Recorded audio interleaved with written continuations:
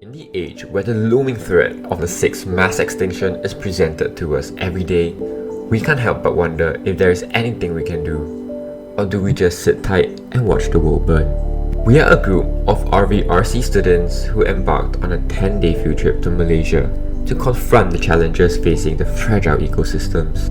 As we journeyed through the forest, our hearts sank as we witnessed the loss of magnificent species that form the very fabric of the ecosystem. Amongst them, the famed and majestic Malayan tigers vanishing right before our eyes. This, however, barely scratches the surface of the torrential wave of issues to come.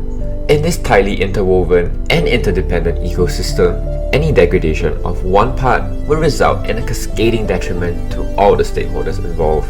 Deforestation directly causes problems such as habitat loss, habitat fragmentation, as well as landslides and increasing temperatures. These spill over into other issues such as the increased competition for resources in a smaller area, a shrinking gene pool, as well as roadkill, due to the increased interactions between animals and humans. This thus leads to a phenomenon known as trophic cascade, where the interference of one key component disrupts the delicate balance of the entire ecosystem.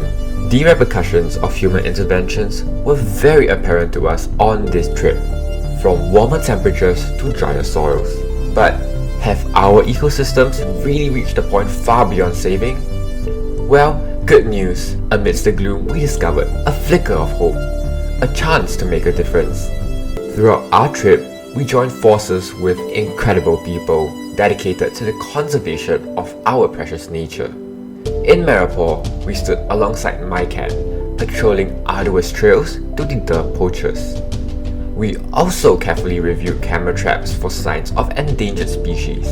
In Tamanegara, we engaged with EcoMind, connecting with indigenous communities who live harmoniously with nature, showing us sustainability through alternative ways of life.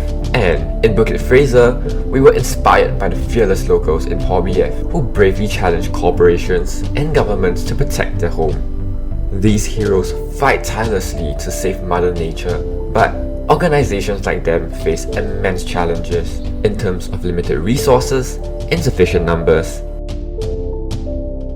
They need our help. People are fighting these issues all around us, even here at home in Singapore.